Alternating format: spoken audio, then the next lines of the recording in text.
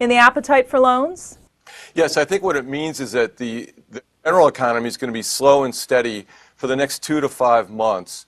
And that's good news and bad news, I guess. But we do see the index grew 1% last month, and it ended the year at 112 points. So it started 2012 at 110.8, and it ended at 112. So we ended up about a point up for the year, far less than the growth that we had the prior year, where it grew about 12 times that. But certainly, it's a positive step, a step in the right direction, and I think it just really indicates slow and steady growth over the next 2 to 5 months. You and I have talked a couple of times about when this translates into small business jobs, because that's obviously a key sector to the employment picture overall. We continue to see on a national level some improvement there. So is this the year finally that we start to see a real pickup in jobs among small businesses? If we can get the small businesses to start investing again in a big way, if we can get back to that level where the index was at 133 back in 2007, we could see about 900,000 new jobs. Some of the latest analysis we've done shows that for every point increase in the index, you get about 42,000 new jobs in the country.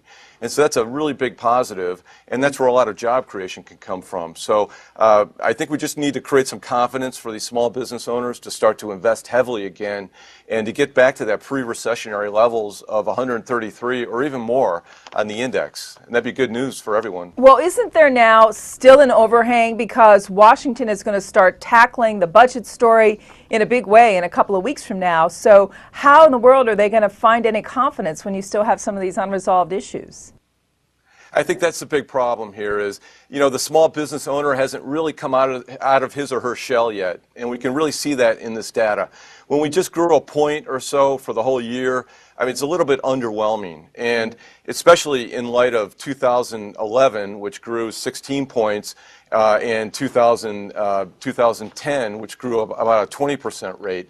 And so we really need these small businesses to start to come out of their shell, start to get comfortable with investment. When a small business makes a $250,000 mistake, it's a big deal on their bottom line. So they're very cautious with their investments. They make very deliberate, systematic decisions, and I don't think we've seen them kind of break out yet and get out of their shell, although their fiscal shape is fantastic right now, and that really positions them well for some big increases in their investments. Bill, were you worried at all when you saw a few days ago that Q4 GDP number, which was negative?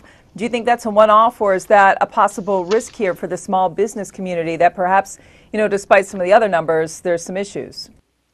Well, the small business community was signaling that negative GDP. If you recall, some of these interviews back in the fourth quarter, we were showing that the loan delinquencies were actually creeping up, and that the investment by these small companies was actually falling or stagnant.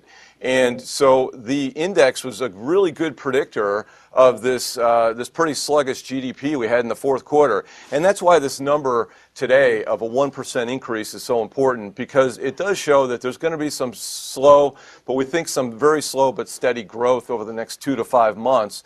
Basically as SBLI goes, so goes GDP. You see slow SBLI, we think we're going to see slow GDP over the next 2 to 5 months. And that's about the kind of correlation and leading aspect that we see out of the SBLI index.